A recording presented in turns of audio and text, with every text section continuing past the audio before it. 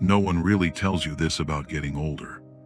But at some point in life, silence stops feeling peaceful and starts feeling uncomfortable. Not because silence itself changed, but because we did.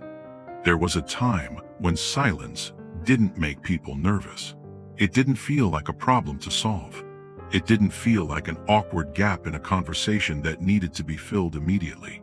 It was just there. Like the air, like the furniture. It was the background noise of existence. Have you noticed the shift? Today, if a room goes quiet, we instinctively reach for a pocket. We check a screen. We rush to say something, anything, just to push the quiet away. If someone doesn't reply to a message within 10 minutes, our brain starts writing stories. Are they mad? Did something happen? Am I being ignored? The silence feels heavy now. It feels charged with anxiety. But those of us who remember the world before the noise, we know it didn't always feel this way. We remember a time when silence was the default setting of the world. And honestly, it was a luxury we didn't know we had. Let's go back to the kitchen wall phone. Do you remember the cord? That long, coiled plastic cord that stretched across the linoleum floor? It was our only leash to the outside world. And it was short. You couldn't walk to the backyard. You couldn't go to the bathroom. If you wanted to talk to the world, you had to stand in the kitchen.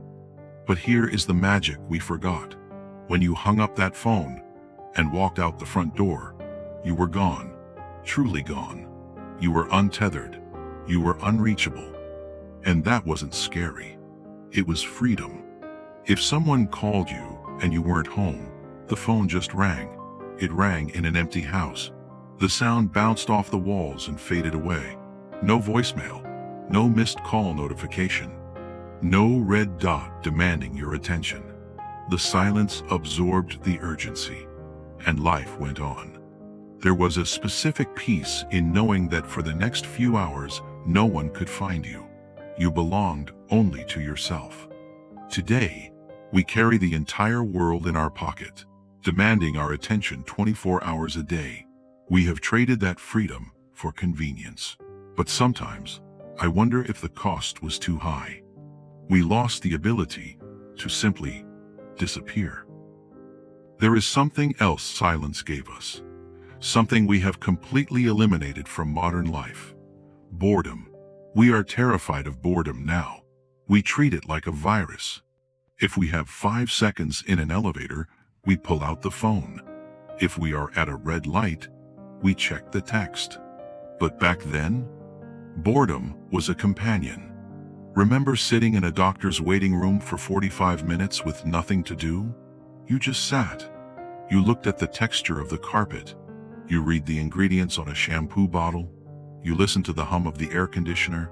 You watched people. And in that silence, in that boredom, something happened. Your mind started to wander. It started to create. Thoughts had space to finish. Daydreams had time to form. Deep ideas need boredom. They need empty space to grow. Blaise Pascal, the French philosopher, once wrote, "All of humanity's problems stem from man's inability to sit quietly in a room alone." He was right. When we killed boredom, we also killed a vital part of our inner peace. We stopped thinking deeply because we are too busy consuming. We filled the silence with noise, but we left ourselves empty. And do you remember getting lost? I don't mean existentially. I mean geographically.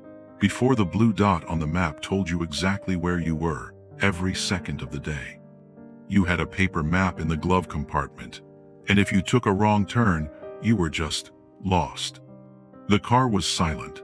The radio might be fading out, and you had to figure it out. You had to roll down the window and ask a stranger.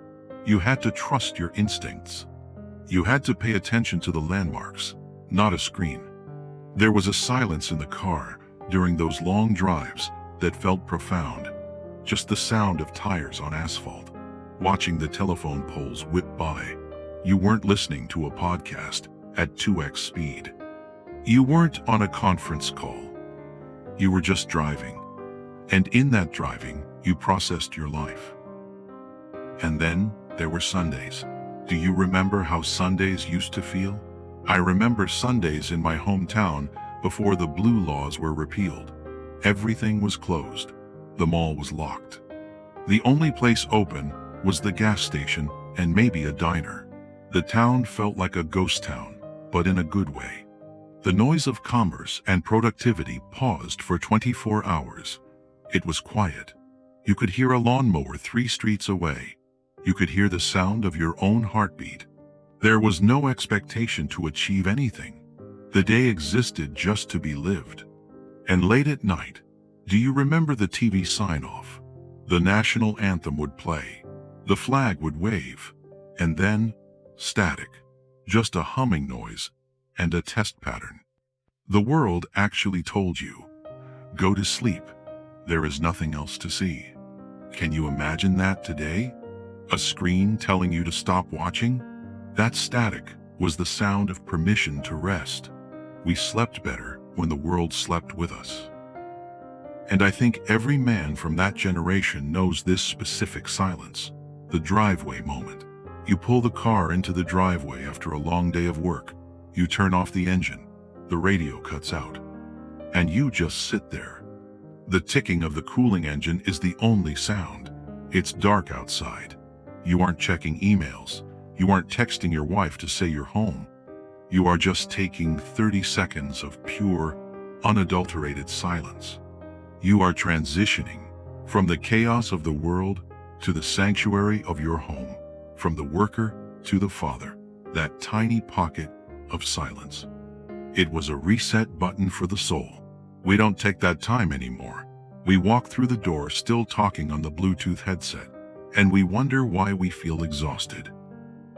So, what changed? It wasn't a decision we made. It happened slowly, by degrees. Speed became a virtue. Connectivity became a requirement. We started to believe that everything is urgent.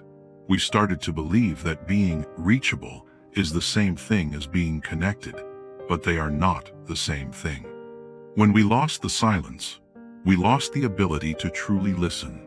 We are so busy thinking about our reply or waiting for the next notification that we miss the moment that is right in front of us. The ancient Stoics believed that peace comes from within, but it is hard to find that peace when the external world is screaming at you at full volume. Maybe that is why you are listening to this. Maybe that is why looking at old photos feels so comforting. It's not just nostalgia. It's a hunger for a slower rhythm, a hunger for a world that doesn't demand your attention every second. Here is the good news. Silence is not extinct. It's just hiding. It's waiting for you to put the phone in the other room. It's waiting for you to turn off the radio. It's waiting for you to sit on the porch and just watch the sun go down. There was a time when silence was normal. Remembering that doesn't mean we want to live in the past. It just means we know what we need to reclaim in the future. This is Before the Noise. If you remember the quiet, you are welcome here. Let's find it again, together.